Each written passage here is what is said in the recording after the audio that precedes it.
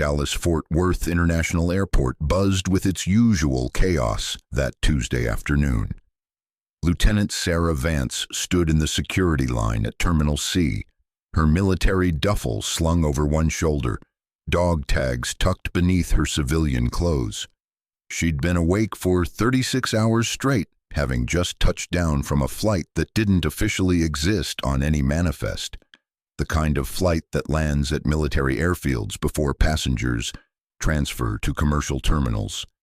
Before we jump back in, tell us where you're tuning in from, and if this story touches you, make sure you're subscribed because tomorrow I've saved something extra special for you.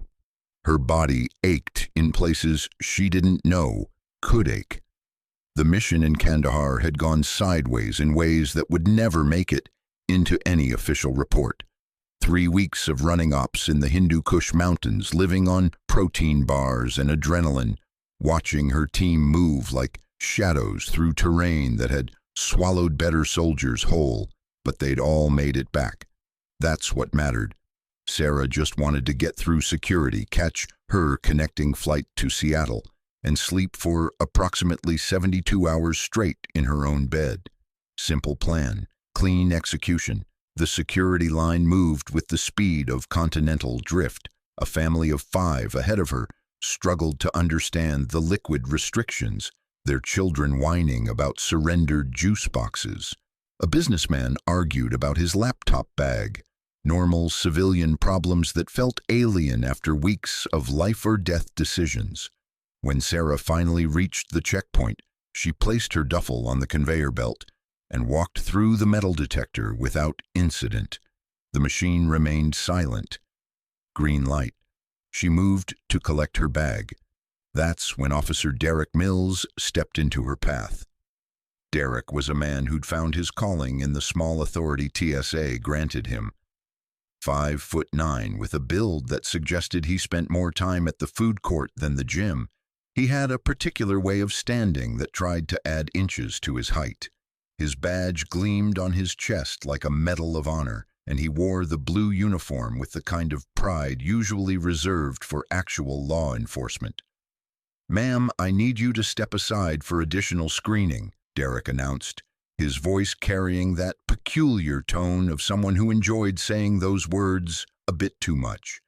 Sarah glanced at him, then at her bag emerging from the X-ray machine. "Is there a problem with my luggage?" "Random selection. Step over here, please." Derek gestured to a designated screening area where a stainless steel table waited under fluorescent lights. Sarah had been through enough security checkpoints to know when something was actually random and when it wasn't. The couple ahead of her had sailed through. The businessman behind her was already collecting his items, but she was tired and arguing would only delay her further. "Fine." She moved toward the table. Derek pulled her duffel off the belt with more force than necessary, dropping it onto the table with a thud that made Sarah wince. That bag contained equipment that cost more than Derek's annual salary. Sensitive equipment, classified equipment that had been properly documented and cleared, but still shouldn't be handled like luggage from a discount airline. "I'm going to need to search this thoroughly," Derek said, already unzipping the main compartment. His hands dove in without hesitation, pulling out neatly folded clothes and tossing them aside in a growing pile of disorder. "Those are folded for a reason," Sarah said quietly, her jaw tightening. "If you could please—" "I'll handle it however I need to handle it, ma'am." Derek's tone had shifted, defensive and sharp. He pulled out her toiletry bag and began opening every container, squeezing her toothpaste, unscrewing caps, creating a mess that would take her 20 minutes to reorganize. Sarah felt the familiar tingle in her fingers.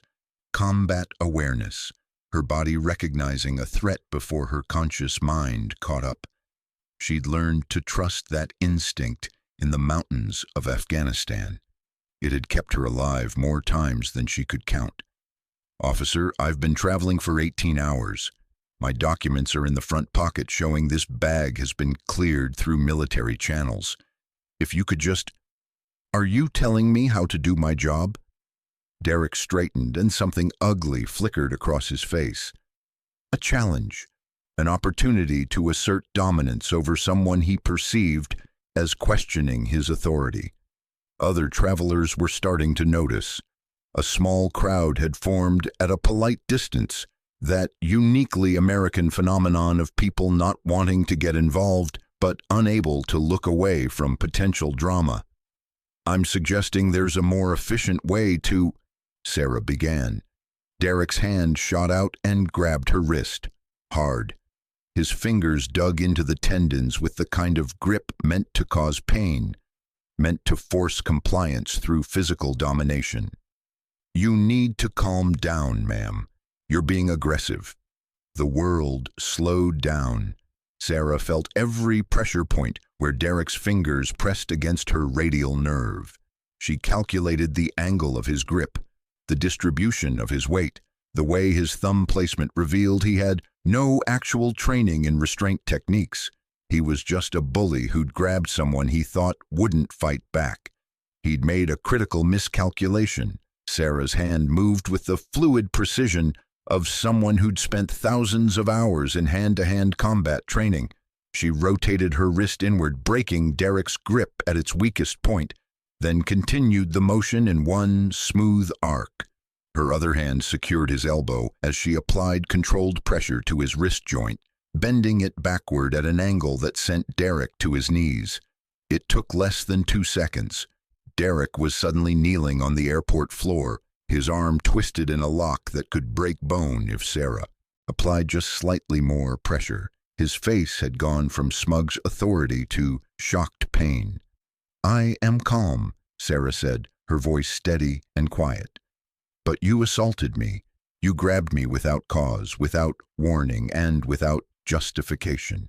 I defended myself, using appropriate force. Do you understand? Derek's mouth opened and closed like a fish, words refusing to form through the shock and pain. That's when Sarah heard them. Footsteps, multiple sets, moving with purpose and precision through the crowd. The distinctive cadence of soldiers who'd trained together, who moved as one unit even in civilian clothes. 11 men and women emerged from the scattered airport crowd, forming a circle around Sarah and the kneeling Derek. They wore jeans and t-shirts, hoodies and baseball caps, but they stood with military posture and carried themselves with unmistakable authority. Each of them had the same lean, hard-eyed look of soldiers who'd seen real combat. Each of them had been on the same flight as Sarah, dispersing into the airport after landing. Staff Sergeant Marcus Chen stood directly behind Derek, arms crossed over his chest, his expression carved from granite. Specialist Jennifer Ortega took position to Sarah's left, her hand resting casually on her belt in a stance that looked relaxed, but could transition to action in a heartbeat. Corporal James Walker, Sergeant First Class Rebecca Torres, Private First Class Anthony Russo, the entire team materialized like ghosts, their presence transforming the security checkpoint into something else entirely. The 12th figure arrived last. Captain Michael Bradley pushed through the crowd with the bearing of someone accustomed to command. He was tall, broad-shouldered, with silver threading through his dark hair and eyes that had seen too many young soldiers come home in flag-draped boxes. He assessed the situation in a single glance, his gaze moving from Sarah to Derek, to the scattered contents of her duffel, to Derek's twisted arm. "Lieutenant," Captain Bradley said quietly, "report." "Officer Mills grabbed my wrist without justification, sir," Sarah replied, maintaining her hold on Derek's arm. "I responded with appropriate defensive measures. Situation is contained." Captain Bradley nodded once, then looked down at Derek, who had gone very pale, as he realized he was surrounded by 12 combat veterans who looked very displeased with him. "Son," the captain said, his voice carrying the weight of authority that came from leading soldiers in actual war zones, I suggest you remain very still and very quiet until your supervisor arrives. Do you understand? Derek managed a jerky nod, sweat beading on his forehead.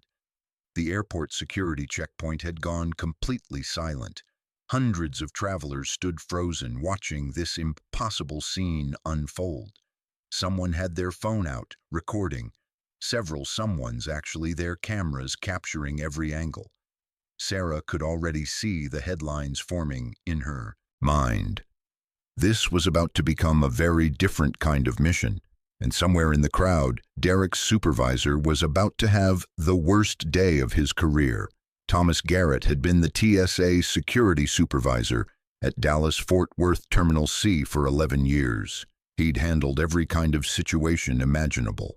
Bomb threats that turned out to be forgotten lunchboxes, elderly passengers who forgot they had pocket knives from 50 years ago, drunk celebrities who thought rules didn't apply to them. He'd seen it all, managed it all, and prided himself on running the smoothest security operation in the entire airport. He was in his office 3 gates down, reviewing the quarterly performance metrics when his radio crackled to life. Supervisor to checkpoint 7, immediate response required. We have a situation. The voice belonged to Sandra Kim, one of his most reliable officers. She didn't panic. If Sandra was calling for immediate response, something had gone seriously wrong. Thomas grabbed his radio and was moving before he finished speaking. Garrett responded, "What's the nature of the situation?" "Derek Mills has engaged with a passenger. You need to see this yourself, sir. Now." The walk to checkpoint 7 took 45 seconds. Thomas could see the crowd from 50 feet away, a solid mass of people with their phones out, forming a circle around something he couldn't yet see. The normal flow of security processing had stopped completely. His checkpoint was paralyzed. He pushed through the crowd, already formulating damage control strategies, already preparing the incident report he'd need to file. Then he broke through the inner ring of spectators, and his entire world tilted on its axis.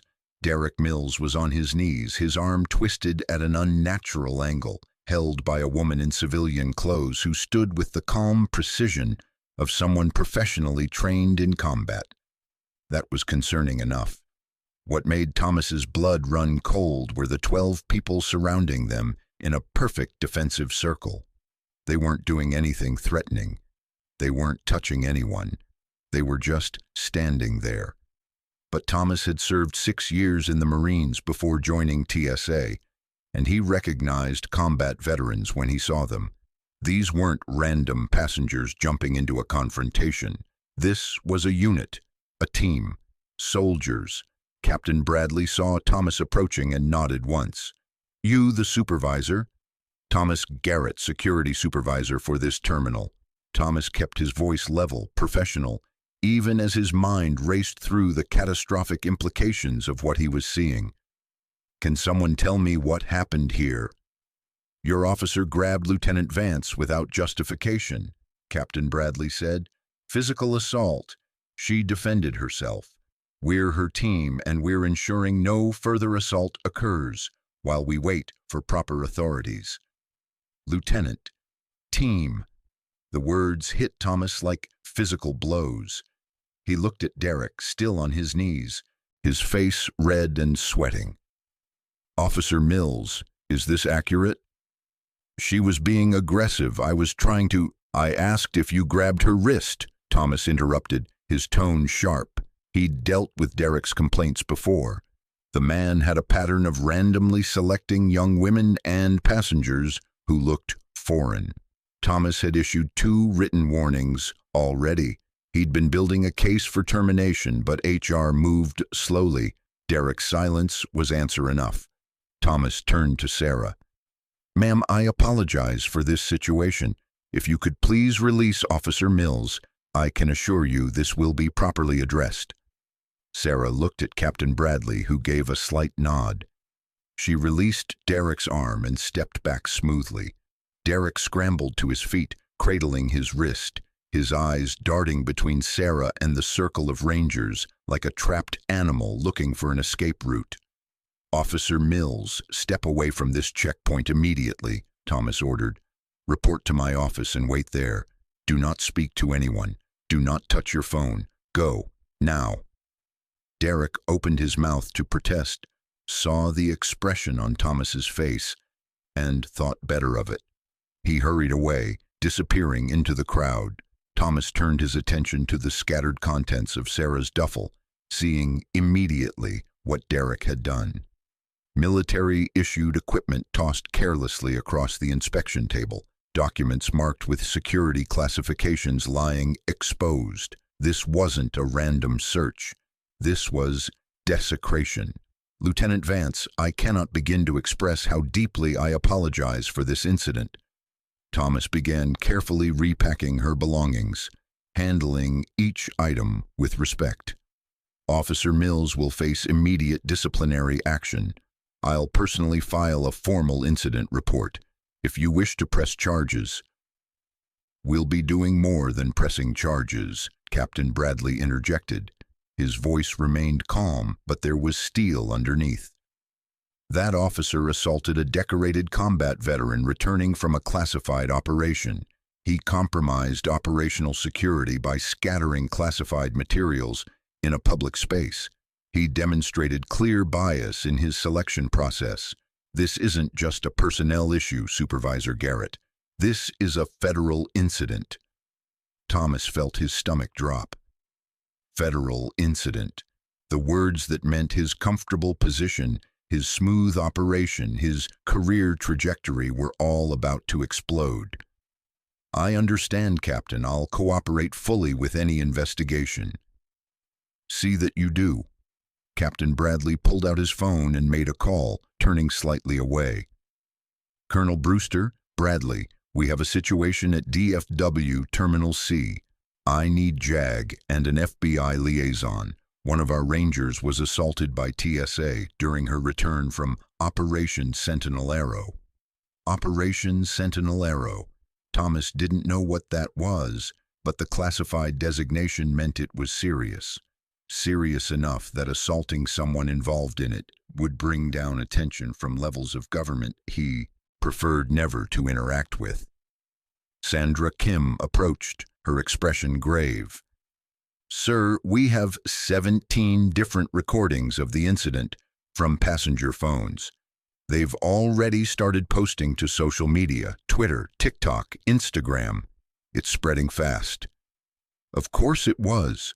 Thomas pulled out his own phone and opened Twitter. It took him 5 seconds to find the first video. The caption read, "TSA officer grabs female soldier. Instantly regrets it when her entire unit appears." 20,000 views already, comments flooding in. He scrolled through his feed. Another video, different angle. Woman twists TSA agent's arm after he assaults her. Heroes surround to protect her. 50,000 views. A third video, close-up footage. Army Rangers defend their teammate from TSA harassment. 100,000 views and climbing. This wasn't just going viral. This was a tsunami of public attention about to crash down on everyone involved. Thomas looked up to see 3 airport police officers approaching, their supervisor, Lieutenant Patricia Monroe, in the lead. Patricia was former Army herself, and her expression as she took in the scene suggested she understood exactly what had happened and whose side she was on. "Supervisor Garrett," Patricia said formally, "I'm going to need statements from everyone involved. Captain Bradley, I understand you have military authorities en route." "FBI should be here within the hour. JAG is mobilizing from Fort Hood," Bradley confirmed. "This falls under multiple jurisdictions: assault on military personnel, interference with classified operations, possible civil rights violations." Patricia nodded and turned to Sarah. "Lieutenant, are you injured? Do you need medical attention?"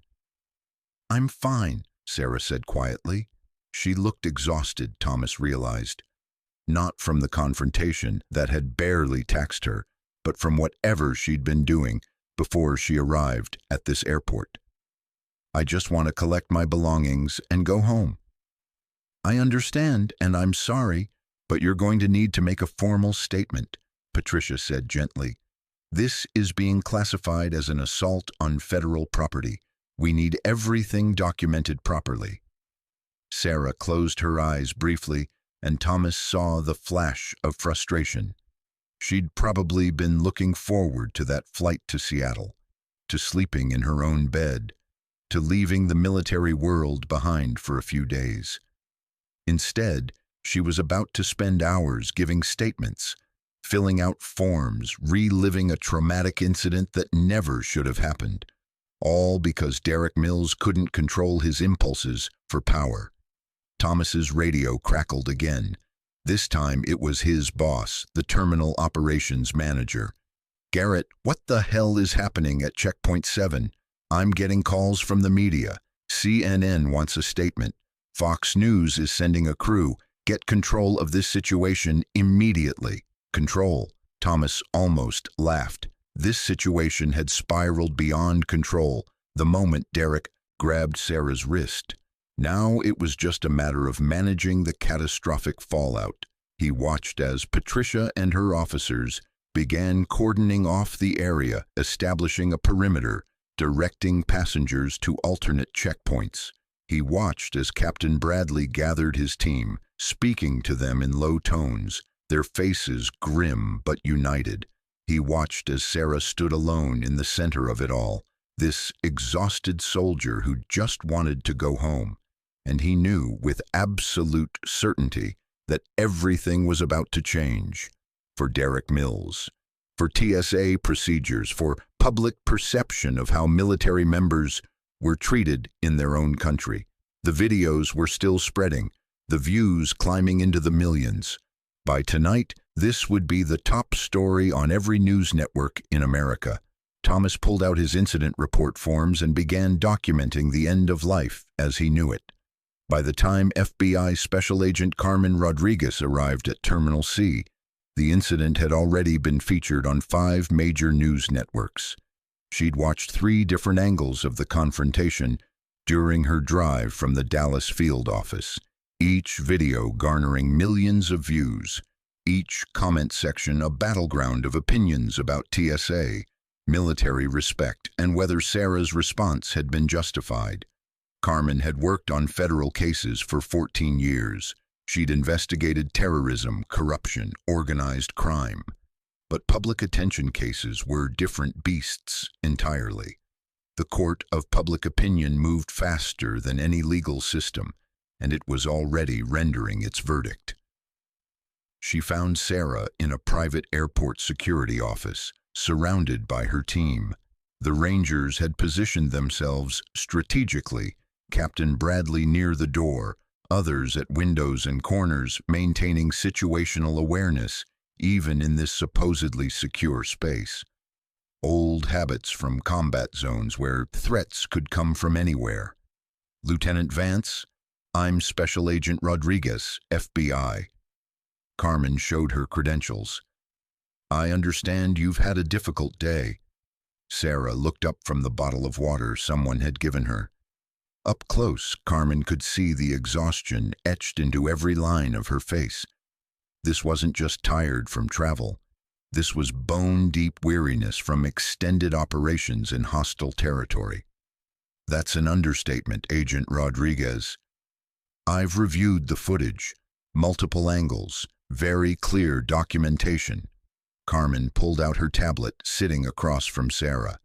"Before we begin the formal statement, I need to understand something. You were returning from a classified operation?" Captain Bradley stepped forward. "Operation Sentinel Arrow, classified at TSSCI level. We've already contacted JAG and our commanding officer.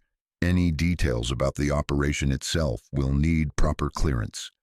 Carmen nodded. She'd expected as much. "I don't need operational details. I need to understand why Officer Mills selected Lieutenant Vance for additional screening and what transpired from that point. Forward." For the next 40 minutes, Sarah walked through the entire encounter.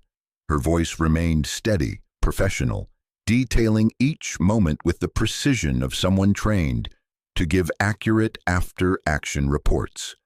Carmen took notes, occasionally asking clarifying questions, building a timeline that matched perfectly with the video evidence. When Officer Mills grabbed your wrist, you responded with a defensive technique. Can you describe your training background? I'm a qualified Army Ranger, Agent Rodriguez. Hand-to-hand combat is part of our core training.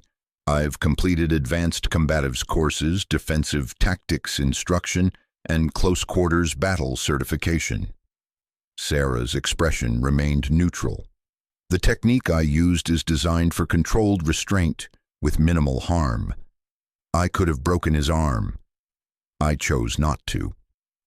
The restraint you showed is noted and appreciated, Carmen said. It's also going to be crucial for how this case proceeds. You had the capability to cause serious injury. You chose the minimum force necessary to stop an assault. A knock on the door interrupted them. Lieutenant Monroe entered with a thin man in an expensive suit, his silver hair perfectly styled, his briefcase probably worth more than Carmen's car. Special Agent Rodriguez, I'm Richard Hastings, Regional Counsel for the Transportation Security Administration. He extended his hand with the practiced smile of a corporate attorney. I'm here to represent TSA's interests in this matter.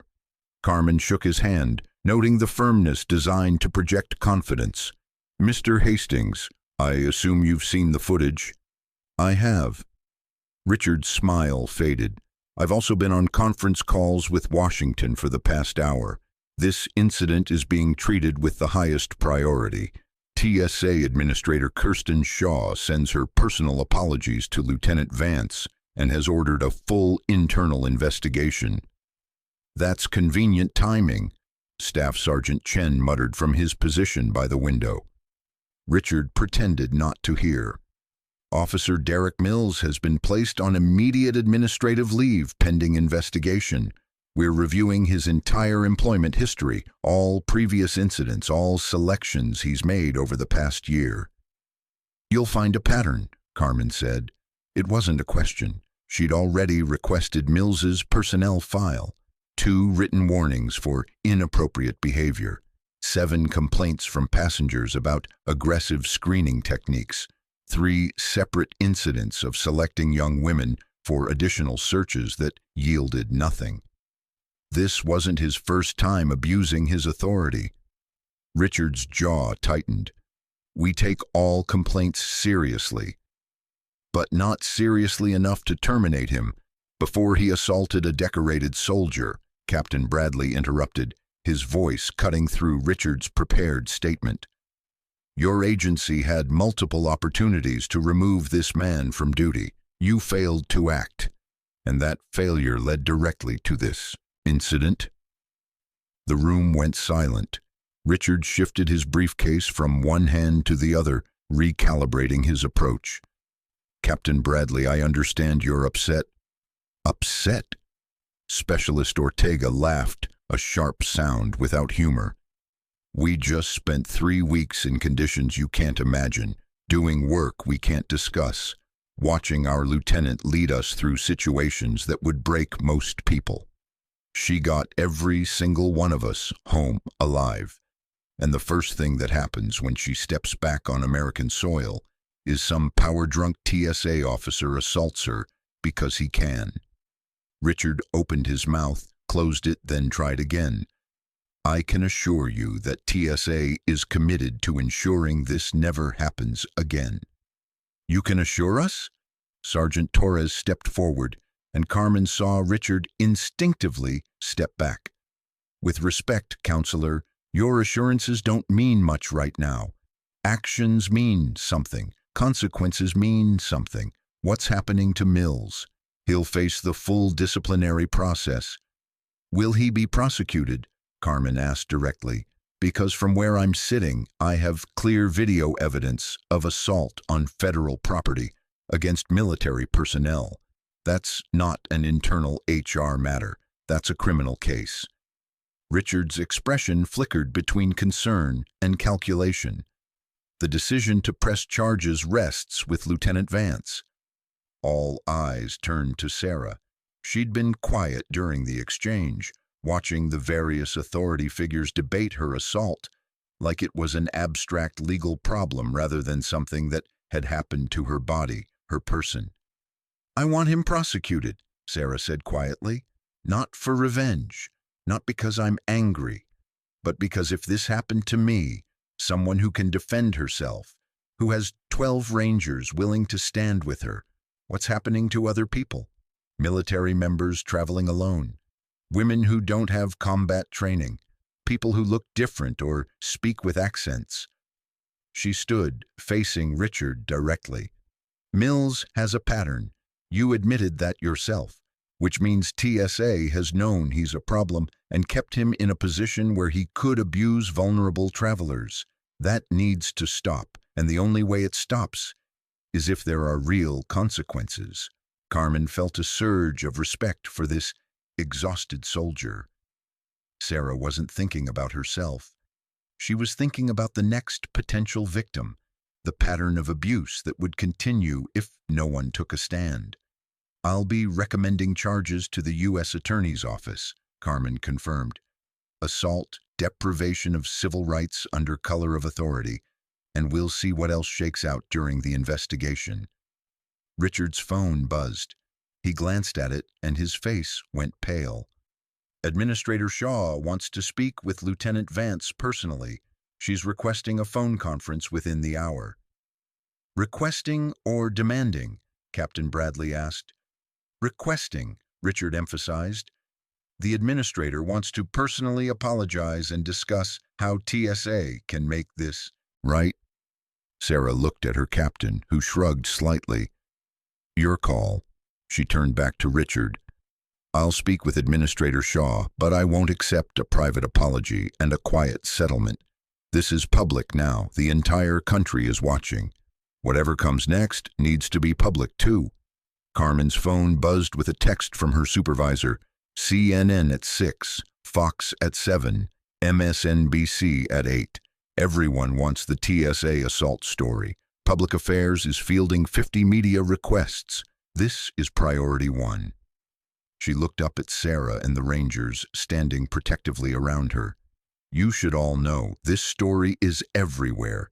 You're about to be at the center of a national conversation about TSA overreach, military respect, and security theater. It's going to be intense." "We've handled intense before," Captain Bradley said. "We'll handle this too." Through the office window, Carmen could see camera crews setting up in the terminal, news vans in the parking lot, reporters doing stand-ups with Checkpoint 7 in the background, the machinery of modern media coverage grinding into motion. Derek Mills had made a 30-second decision to grab a woman's wrist. That decision had just become a national incident that would define TSA policy debates for years to come. And somewhere in his office, waiting for his supervisor's return, Derek was beginning to understand exactly how catastrophically he'd destroyed his own life. The conference room TSA provided was sterile and corporate, with generic motivational posters about teamwork and excellence, decorating walls the color of bureaucratic beige. Sarah sat at the head of the table, Captain Bradley to her right, Carmen Rodriguez to her left. Richard Hastings had set up a speakerphone in the center, its red light blinking as they waited for the call to connect. Outside, through the interior windows, Sarah could see the terminal continuing its operations, families reuniting, business travelers rushing to gates, the normal rhythm of travel that had been her context just 2 hours ago before everything exploded. The speakerphone chirped. "This is Administrator Shaw." The voice was crisp, authoritative, with the careful diction of someone who'd spent decades navigating political minefields. Kirsten Shaw had been TSA administrator for 3 years, appointed after the previous administrator resigned amid scandal.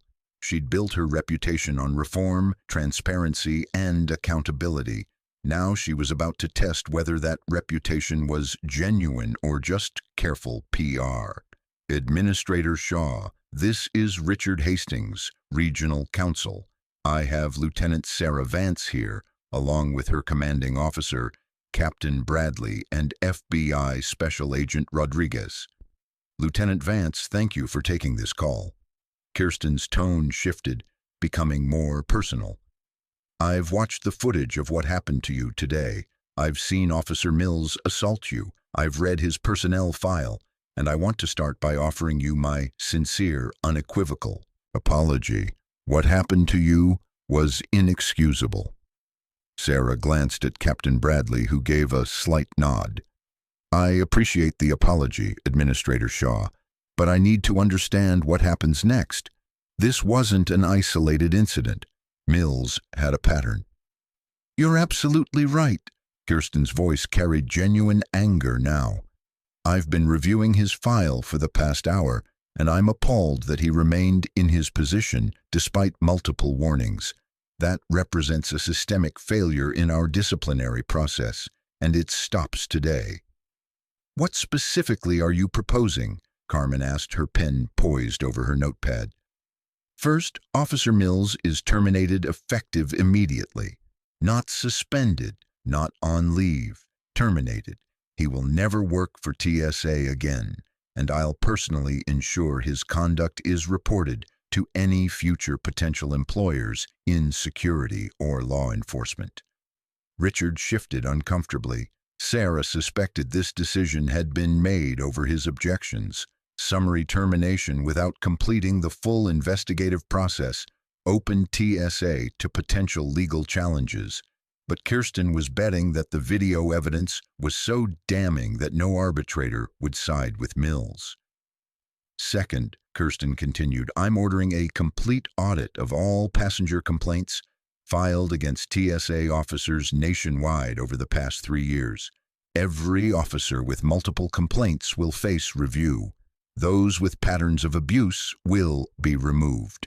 Carmen leaned forward. That's a significant commitment, Administrator. How many officers are we talking about? Preliminary estimates suggest approximately 300 officers nationwide have multiple substantiated complaints. Kirsten didn't hesitate. If that number holds, we'll be conducting 300 investigations. However many need to be removed to restore integrity to this agency, that's how many we'll remove. Sarah felt something loosen in her chest. This was more than damage control. This was actual accountability. What about the screening process itself? Mills targeted me specifically. He saw a young woman traveling alone with military gear and decided to abuse his authority. That brings me to my third commitment, Kirsten said. I'm implementing mandatory bias training for all TSA officers, with annual refresher courses. I'm also establishing an independent oversight committee with military representatives to review complaints involving service members. You shouldn't have to defend yourself against the people who are supposed to protect you. Captain Bradley spoke for the first time. Administrator Shaw, with respect, training and committees are good starts, but cultural change requires more than policy documents. It requires leadership making clear that this behavior will end careers. Agreed, Captain, which is why I'm holding a press conference at 8 p.m. Eastern Time tonight. I'll be announcing all of these measures publicly, along with a formal apology to Lieutenant Vance. I'll also be addressing the broader question of how TSA treats military members and whether we've lost sight of our actual mission in pursuit of security theater. Sarah's eyebrows rose. Security theater was the criticism TSA hated most, the suggestion that much of airport security was performative rather than effective. For the administrator to use that term herself was remarkable. You're going to take significant heat for that press conference, Carmen observed. Politicians love criticizing TSA, but they also love security measures that look tough on terrorism. I'm aware, Kirsten said dryly. I've already received calls from 3 senators and 2 congressmen advising me to handle this quietly. I've politely told them all to watch the press conference tonight." Richard looked like he wanted to crawl under the table. This was his nightmare scenario. His boss going rogue, making commitments without consulting legal, potentially exposing the agency to massive liability. But Sarah suspected Kirsten knew exactly what she was doing. The video was everywhere. Trying to contain this quietly would only make it worse. "Lieutenant Vance, I have one more question for you," Kirsten said. "Are you willing to participate in reforming how TSA interacts with military personnel? I'd like to establish a task force of active duty and veteran service members to review our procedures and recommend changes. Your perspective would be invaluable." Sarah hadn't expected this. She'd expected apologies, maybe some policy changes, perhaps a settlement offer to make the problem go away quietly. She hadn't expected to be asked to help rebuild the system that had failed her. "I'm shipping out again in 3 months," Sarah said slowly. "I can't commit to long-term involvement." "3 months is enough to make a difference," Kirsten countered, "and your voice carries weight right now. People are listening. We can either let this moment pass, or we can use it to create lasting change." Sarah looked at her team. They'd been with her through hell and back. They'd stood with her when Mills grabbed her wrist. They were her family in ways that transcended biology. If she could use this attention to protect other service members, to prevent the next veteran from being assaulted during a random security screening, wasn't that worth a few months of her time? "I'll do it," Sarah said, "but I want veterans from all branches represented. I want enlisted members, not just officers. And I want actual authority to implement changes, not just make recommendations that get ignored." "You'll have it," Kirsten promised. "I'll have my chief of staff contact you tomorrow to begin coordination. And, Lieutenant, thank you for your service, for your willingness to stand up when you were assaulted, and for being willing to help fix a broken system." The call ended. Sarah sat back in her chair, suddenly aware of how exhausted she was. The adrenaline that had carried her through the confrontation, the statements, the negotiations was finally draining away, leaving behind the bone-deep weariness of someone who'd been operating on fumes for too long. "You handled that well," Carmen said, closing her notebook. "Shaw's commitments are significant. If she follows through, this could actually change how TSA operates." "Big if," Captain Bradley observed. "Politicians make promises all the time. Following through is harder." "She'll follow through," Richard said quietly. Everyone turned to look at him. "I've worked with Administrator Shaw for 2 years. When she makes a public commitment, she keeps it, partly because she believes in accountability, partly because she knows her enemies will pounce if she fails.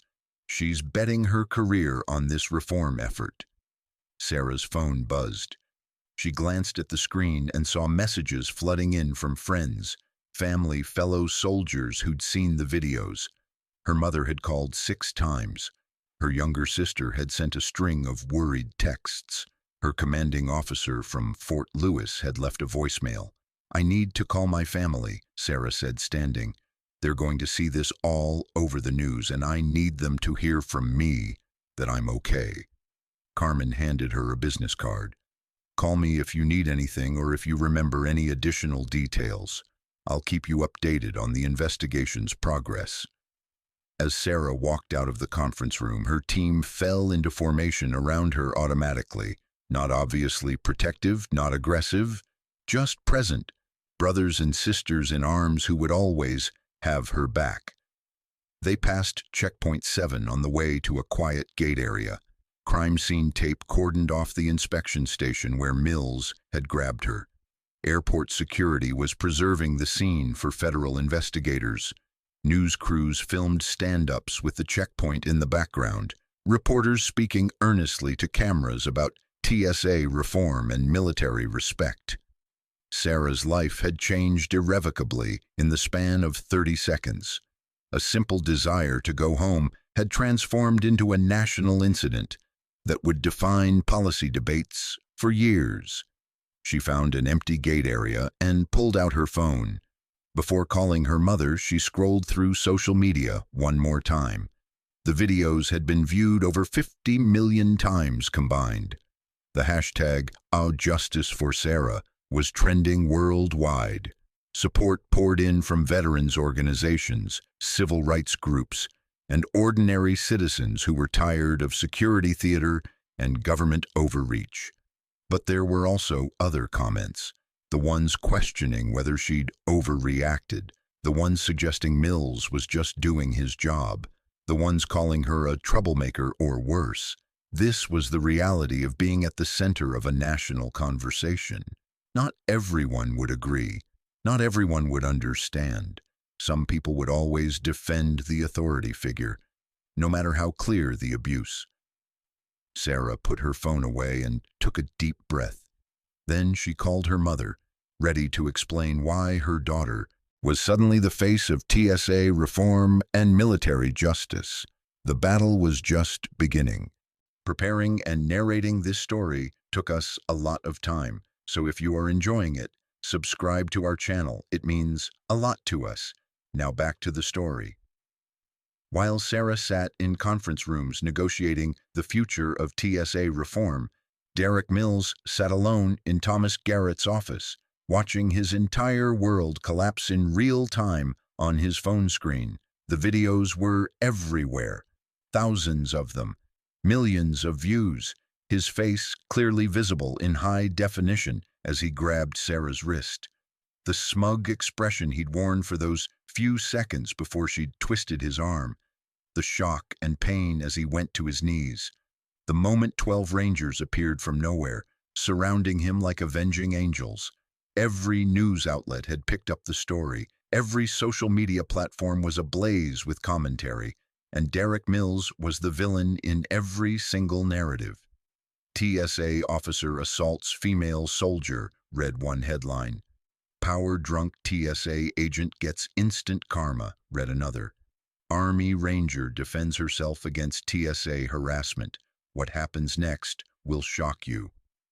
Derek scrolled through the comments beneath the videos, each one a fresh knife wound to whatever remained of his dignity. This guy represents everything wrong with TSA. Fire him immediately.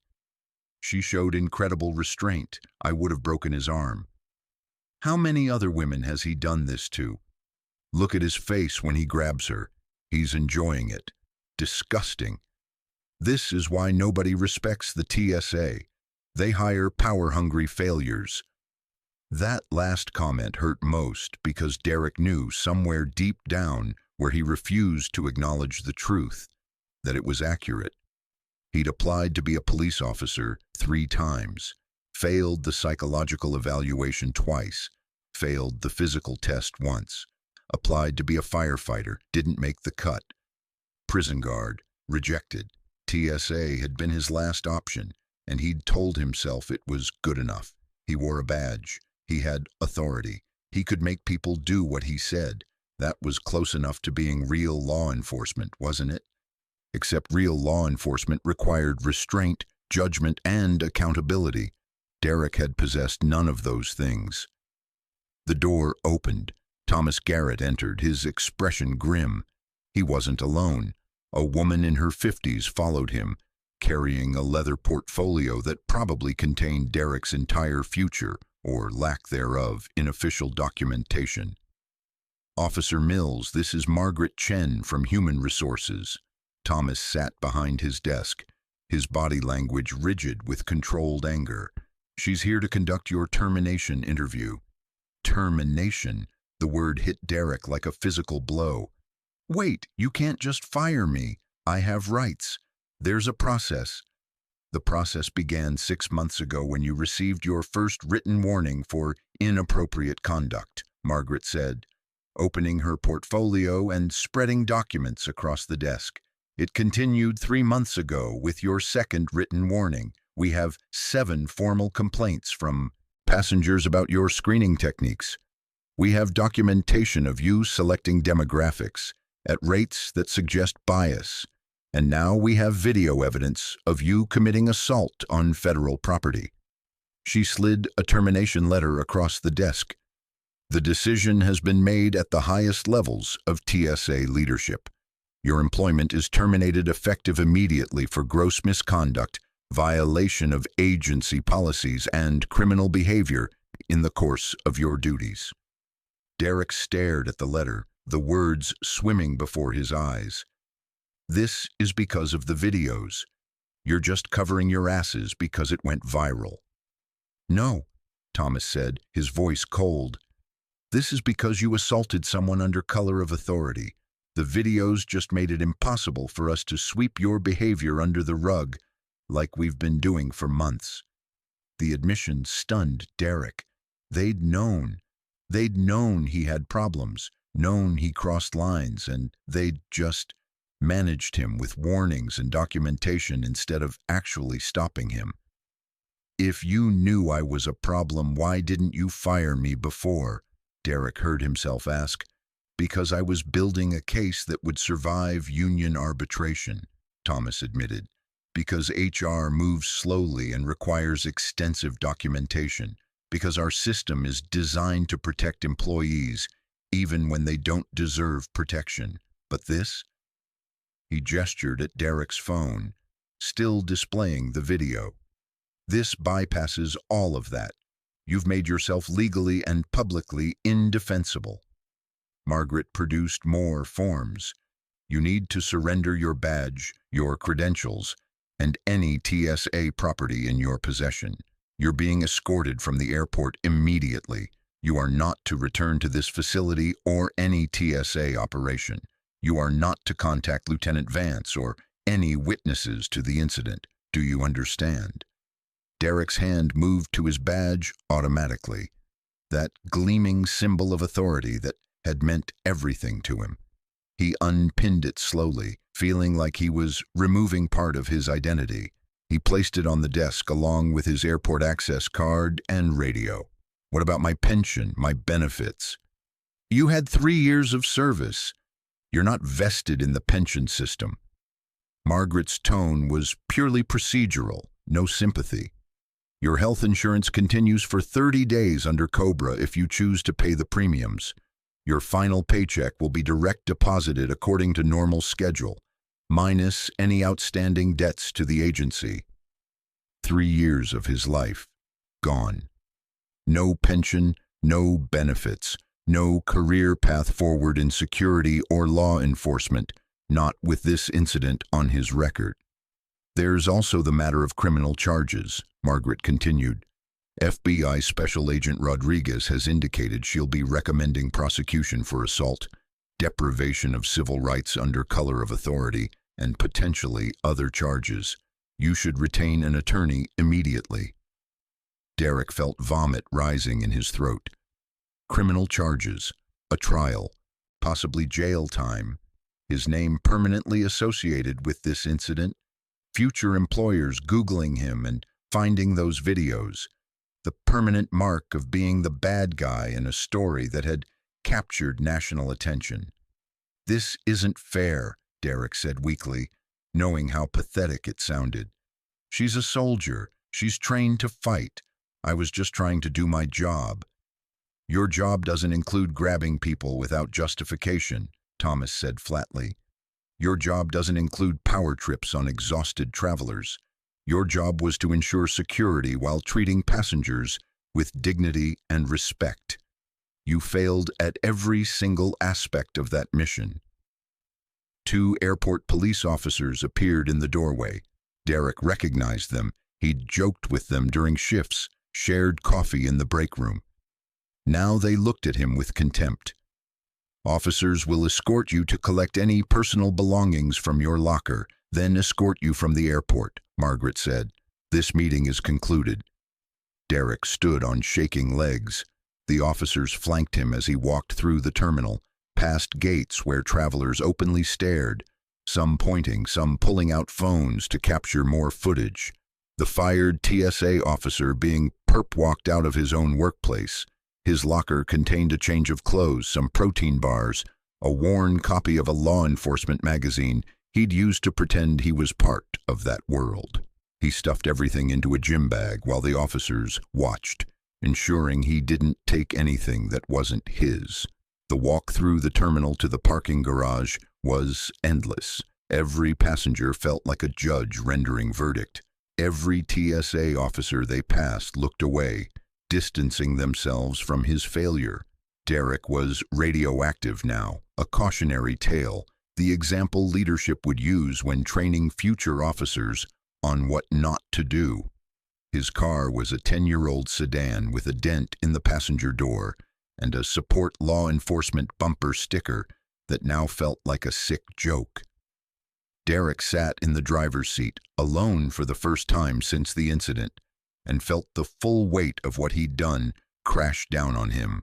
One moment, one decision, 30 seconds of grabbing someone's wrist because she'd questioned his authority, and he'd wanted to remind her who was in charge. Now his career was over, criminal charges pending, his name permanently linked to abuse of power. The video would exist forever on the internet, searchable, shareable, an eternal reminder of his worst impulse given free rein. Derek pulled out his phone and made the call he'd been dreading. "Mom, it's me. I need to tell you something before you see it on the news." Telling his mother what he'd done, hearing her disappointment and confusion, was somehow worse than the termination meeting. She'd been so proud when he got the TSA job. Finally, her son was doing something respectable, something with authority. Now he had to explain how he'd thrown it all away. After the call ended, Derek sat in his car, in the parking garage, and thought about Sarah Vance. She'd been so tired, he realized now. She'd just wanted to collect her bag and leave. She hadn't been aggressive or threatening. She'd just been a soldier trying to get home. And he'd grabbed her because he could, because he'd spent 3 years being told he had authority, and he'd never learned the responsibility that came with it. The criminal defense attorney he'd need would cost thousands he didn't have. The trial would be public, covered by media still fascinated by the story. His face would be in courtrooms, in newspapers, forever associated with the moment he'd become everything people hated about TSA. Derek started his car and drove out of the airport parking garage, past the terminals where he'd once felt important, past the security checkpoints where he'd wielded his small amount of power with such carelessness. He drove home to his empty apartment, to a future that now contained nothing but consequences for a 30-second decision that had destroyed everything he'd built. And somewhere across town, Sarah Vance was on the phone with her mother, explaining why she'd done the right thing, even though it had turned her life upside down. The difference between them was simple. Sarah would recover from this. She had her team, her integrity, and the knowledge that she'd defended herself and might prevent this from happening to others. Derek had nothing but regret and the viral videos that would haunt him forever. At precisely 8 p.m. Eastern Time, Administrator Kirsten Shaw stepped up to a podium bearing the TSA seal in the agency's Washington headquarters. Behind her stood a carefully arranged backdrop of American flags and TSA officers representing diverse backgrounds, a visual statement of the agency she wanted TSA to become rather than what it currently was. The press room was packed. Every major network had sent correspondents. Cable news had interrupted regular programming. Online streams were drawing millions of viewers. This wasn't just another bureaucratic press conference.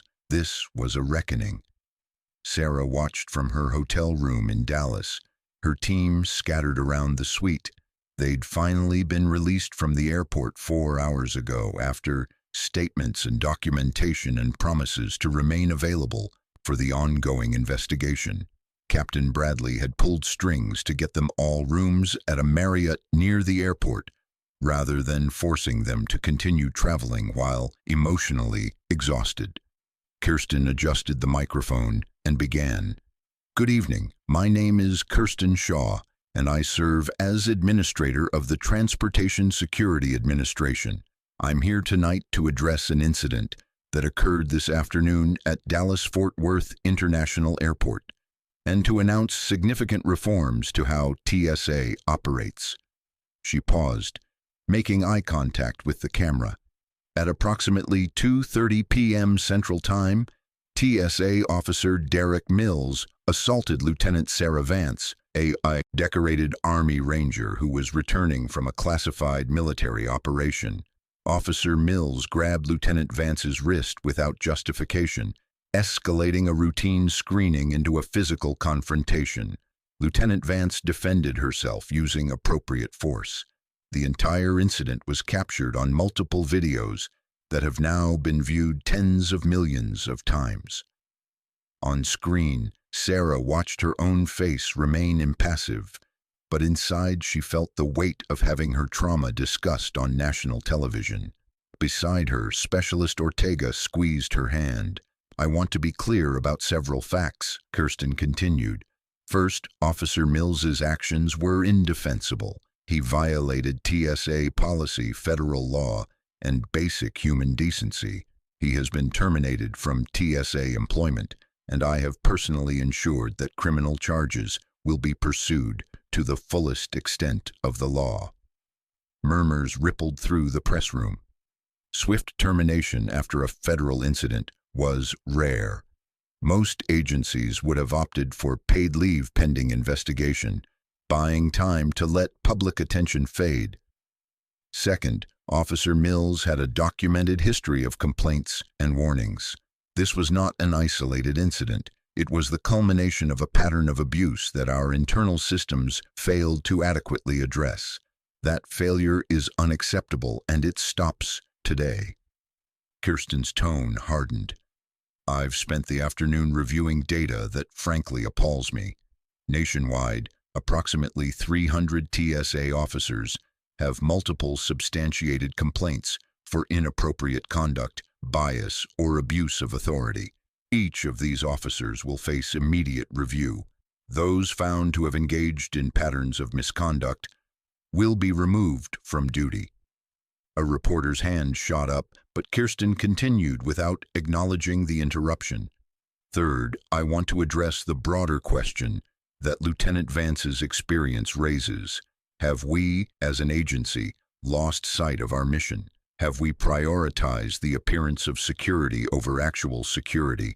Have we allowed a culture where officers abuse their authority because they know the system will protect them?" The honesty was stunning. Sarah had expected carefully worded corporate apologies and vague promises of improvement. Instead, Kirsten was openly acknowledging systemic failures on national television. The answer to those questions is yes, and that changes now.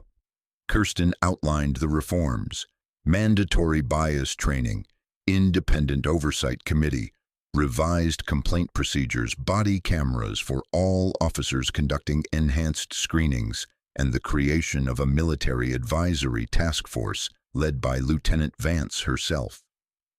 "These changes will be implemented within 90 days, Kirsten said.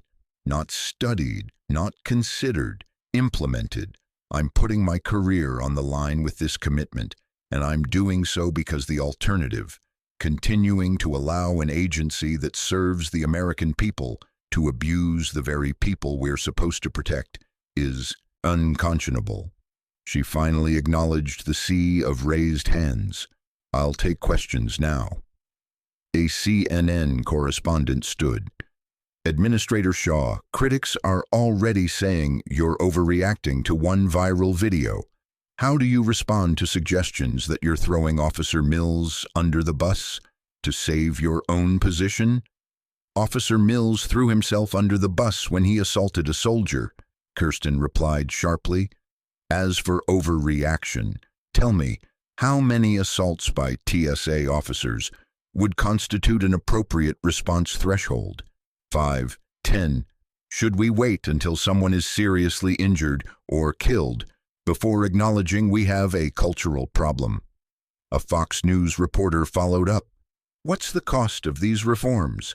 Are taxpayers going to foot the bill for additional oversight and training because of one employee's mistake?" The cost of not reforming is higher, Kirsten countered. Every lawsuit from passengers who've been abused, every settlement paid to victims of TSA misconduct, every dollar spent on an agency that the American people increasingly view as security theater rather than actual security. Those costs dwarf the investment in making TSA function as it should have from the beginning. Sarah's phone buzzed. A text from Colonel Brewster, her commanding officer at Fort Lewis. Watching the press conference, she's actually doing it. Proud of you for standing up, Lieutenant. That took guts. More texts flooded in. Fellow soldiers from her previous deployments, friends from Ranger School, her younger sister. You're on CNN. Mom is freaking out, but she's proud. We all are. On screen, an MSNBC reporter asked, "Have you spoken with Lieutenant Vance? What was her response to your proposed reforms?" "I spoke with Lieutenant Vance this afternoon," Kirsten said. She agreed to lead the Military Advisory Task Force despite the fact that she has every right to simply walk away from this incident and let others deal with the fallout. Her willingness to engage in reform rather than just accept an apology speaks to the character that makes her an exemplary soldier. The praise felt strange. Sarah hadn't done anything special. She'd just defended herself and refused to let the incident be swept under the rug. But she supposed that was the point. Basic accountability shouldn't be exceptional, yet in many government agencies, it was. A reporter from the Washington Post stood. "Administrator Shaw, you've mentioned that Officer Mills had previous complaints. Why wasn't he removed from duty before this incident?" Kirsten's expression darkened. That question gets to the heart of why reform is necessary. Our disciplinary system, like many in federal employment, is designed with so many protections for employees that removing someone for misconduct requires extensive documentation and can take months or years. Union representatives can challenge every step. Arbitrators often reinstate fired employees on technicalities. The system incentivizes managers to tolerate problematic employees rather than fight lengthy battles to remove them.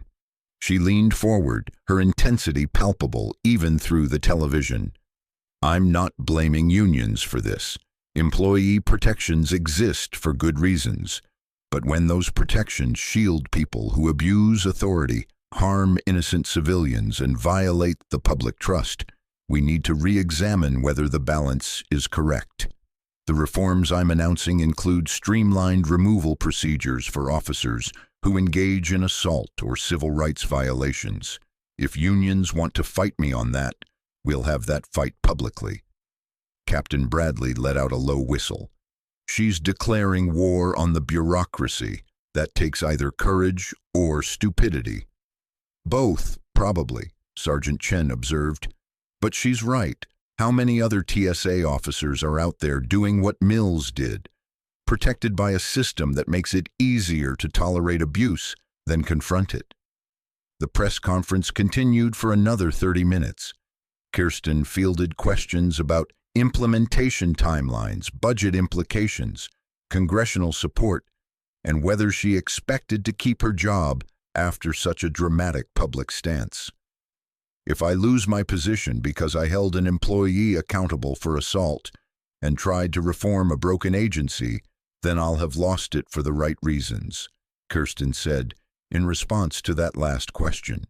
"I didn't take this job to maintain the status quo. I took it to fix an agency that Americans increasingly view with suspicion and resentment. Today's incident is an opportunity to demonstrate that accountability is possible, that change is possible, and that government agencies can put the people they serve ahead of bureaucratic convenience." As the press conference ended, Sarah's phone rang. Carmen Rodriguez. "Did you watch?" Carmen asked him. "Every minute." "Shaw's gutsy. This is either going to transform TSA or blow up in her face spectacularly." Carmen paused. "Either way, you started something important today. Not many people would have pushed back. Most would have just accepted the apology and moved on. "I couldn't," Sarah said simply. "Not when I knew there were other people Mills was doing this to. Not when the system was protecting him." Well, the system isn't protecting him anymore. U.S. Attorney's Office confirmed they're filing charges tomorrow morning. Mills is looking at federal assault charges, civil rights violations, and possibly obstruction if we find evidence he's destroyed any records. He's facing real prison time. After the call ended, Sarah stood and walked to the hotel window. Dallas stretched out below her, lights twinkling in the gathering darkness.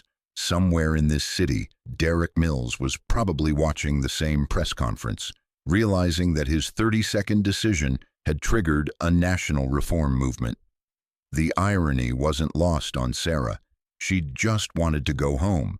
Instead, she'd become the catalyst for transforming how an entire federal agency operated. Tomorrow, the real work would begin. The task force, the interviews, the media attention, the inevitable pushback from those who benefited from the status quo.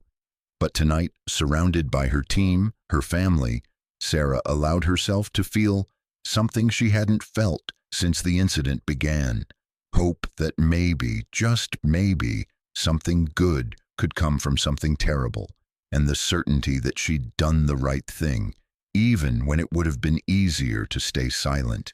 The Seattle rain came down in sheets as Sarah pulled into the parking lot of the VA hospital. 3 months had passed since Dallas-Fort Worth, and the world looked fundamentally different now. Derek Mills had pleaded guilty to federal assault charges 2 weeks ago, accepting a plea deal that included 18 months in federal prison, 3 years of supervised release, and a permanent prohibition from ever working in law enforcement or security.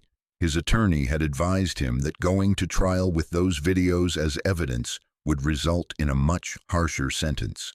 The footage had been played in court. Sarah had testified, calm and professional, describing the incident in clinical detail. Derek had looked smaller in the courtroom than he had at the airport, diminished by the weight of his choices. When the judge asked if he understood the terms of his plea, Derek's voice had been barely audible. "Yes, Your Honor." Sarah felt no satisfaction watching him led away in handcuffs, just a quiet sense that justice had been served and that maybe other TSA officers would think twice before abusing their authority. The reforms had moved faster than anyone expected. Kirsten Shaw had leveraged the public attention into actual change. Body cameras were now mandatory for all enhanced screenings. The Independent Oversight Committee had begun operations, with veterans from all service branches reviewing complaints. 47 TSA officers nationwide had been terminated following investigations into patterns of misconduct. The Military Advisory Task Force had met 6 times over the past 3 months. Sarah had worked alongside Marine Corps veterans, Air Force pilots, Navy corpsmen, and Army soldiers from every rank and specialty. Together they drafted new protocols for screening military personnel, created expedited complaint procedures, and established direct communication channels between TSA and military commands. It hadn't been easy. Bureaucracies resisted change instinctively. Union representatives had filed grievances. Some TSA officers felt attacked, their legitimate work undermined by the actions of bad actors like Mills. But slowly, incrementally, the culture was shifting. Sarah pulled her jacket over her head and ran through the rain to the hospital entrance. She was here today for something personal, visiting wounded soldiers recently returned from overseas. Captain Bradley had asked her to come to share her story, to remind them that standing up for themselves mattered even in the civilian world. The rehabilitation wing smelled of antiseptic and determination. Young men and women worked with physical therapists, pushing through pain to reclaim mobility stolen by IEDs and enemy fire.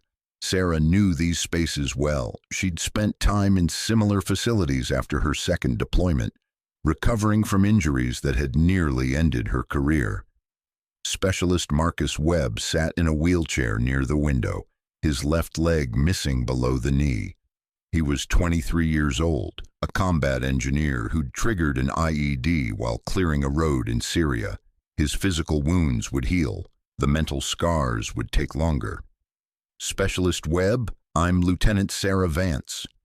Sarah pulled up a chair, sitting at eye level rather than standing over him. Marcus's eyes widened. You're the ranger from the airport, the one who took down that TSA guy. That's me.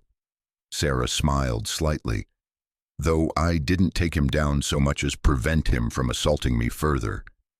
Same thing. Marcus shifted in his wheelchair. We all watched the videos in Walter Reed. Whole ward was cheering. You reminded us that we don't have to just accept disrespect because we're home now. They talked for an hour. Marcus shared his fears about transitioning back to civilian life with a disability, his concerns about how people would treat him, his anger at feeling helpless after months of being a soldier who controlled situations through skill and strength. I can't tell you that it's easy, Sarah said honestly, but I can tell you that you're stronger than you think. The fact that you're here, working through rehab, pushing forward, that takes more courage than anything you did in combat. And when someone tries to diminish you because of your injury or your service, you have every right to stand up for yourself. Like you did. Like I did. Sarah leaned forward. But here's what I learned. Standing up isn't about being aggressive or looking for fights. It's about knowing your worth and refusing to accept treatment that violates your dignity. Mills grabbed me and I defended myself using the minimum force necessary. That's the standard, not excessive, not vengeful, just appropriate. Marcus nodded slowly, processing. Did you ever think it would get that big? The videos, the press conference, all of it? Never, Sarah admitted. I just wanted him held accountable so he couldn't do it to someone else. The national attention was unexpected, but it created an opportunity to fix problems that had existed for years. Sometimes the universe gives you a platform when you're not looking for one, and you have to decide whether to use it or waste it. She visited 4 more soldiers that afternoon, each carrying their own wounds, visible and invisible. She shared her story repeatedly, but also listened to theirs. The medic who'd saved 3 lives before losing her arm, the infantryman struggling with PTSD, the military police officer adjusting to life with traumatic brain injury. Each conversation reinforced why she'd pushed for accountability instead of accepting a quiet settlement. These soldiers deserved to come home to a country that respected their service, not one where petty tyrants could abuse them at airport checkpoints. As Sarah left the hospital, her phone buzzed with a message from Administrator Shaw. Final report from the task force looks excellent. You've done remarkable work, Lieutenant. When you're ready to retire from active duty, I have a job offer waiting. Come help us reform TSA from the inside. Sarah smiled at the message, but didn't respond immediately. She had 2 more years on her current enlistment, possibly another deployment ahead. The work with TSA had been meaningful, but her heart was still with the Rangers, still with the soldiers who depended on her leadership in places where the stakes were life and death. That evening, Sarah met her team at a bar near Joint Base Lewis McChord. They'd all returned to their regular duties over the past months, but they made time to gather when possible. Staff Sergeant Chen was shipping out to Kuwait next week. Specialist Ortega had been accepted into the Special Forces pipeline. Corporal Walker had proposed to his girlfriend, showing everyone photos of the ring with uncharacteristic enthusiasm. Life moved forward. The incident at Dallas-Fort Worth had become a story they told, a moment that defined them but didn't confine them. To Sarah, Captain Bradley raised his beer, who reminded us all that defending your people doesn't stop just because you're home. They drank, laughed, shared stories of the past 3 months. The media attention had faded.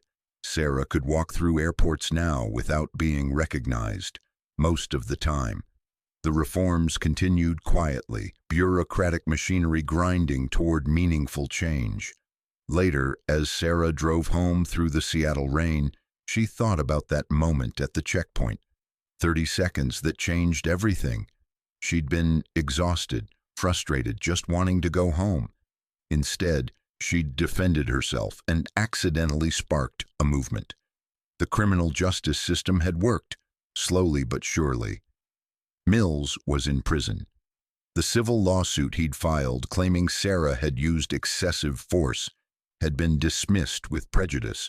The judge had called it a frivolous attempt to portray the perpetrator as victim.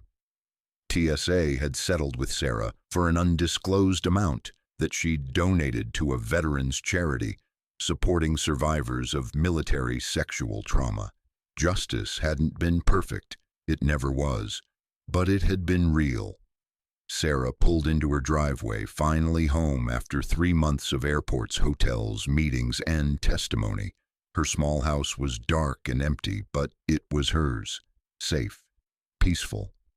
She thought about all the travelers who would pass through airports tomorrow, next week, next year. Some of them would be military members returning from deployments, exhausted and vulnerable. Because of what happened in Dallas, they'd face a system slightly better than before. Not perfect, not completely reformed, but better. One TSA officer had lost his career and freedom for abuse of authority. Dozens more had been removed for patterns of misconduct. Thousands had received training on bias and appropriate conduct. An independent oversight system now existed to catch problems before they became assaults. Sarah hadn't set out to change TSA. She'd just defended herself and demanded accountability. But sometimes that's how change happens. Not through grand plans, but through ordinary people refusing to accept injustice in the moment. Her phone buzzed one final time. A message from Specialist Webb. "Thank you for today. You reminded me that I'm still a soldier, wheelchair or not. Heading into physical therapy tomorrow with a different mindset. Semper Fi. Wait, wrong branch. Rangers lead the way." Sarah laughed and typed back, "Rangers lead the way, and so do combat engineers. Keep pushing forward, Specialist. You've got this." She set her phone aside and looked out at the rain-soaked street. Somewhere in America, a TSA officer was making a decision about how to treat a passenger. A soldier was returning from deployment. A person was being screened at a checkpoint. Because of 30 seconds in Dallas-Fort Worth, some of those encounters would go differently than they would have before. Not all of them, but some. And sometimes that's enough. Sarah Vance, decorated Army Ranger, had just wanted to go home. Instead, she'd reminded an entire country that dignity matters, that accountability matters, and that standing up to abuse, even when you're exhausted, even when it would be easier to stay silent, is always worth it. The videos would exist forever on the internet. Future generations would watch them in criminal justice classes, military ethics courses, discussions about power and authority. They'd see Derek Mills grab her wrist. They'd see her controlled response. They'd see 12 Rangers appear from nowhere to protect their own. And maybe some of them would remember that moment when their own time came to choose between accepting injustice and standing up for what was right. Sarah turned off the lights and headed to bed, finally able to sleep in peace. Her mission was complete. Up next, you've got 2 more standout stories right on your screen. If this one hits the mark, you won't want to pass these up. Just click and check them out. And don't forget to subscribe and turn on the notification bell so you don't miss any upload from us.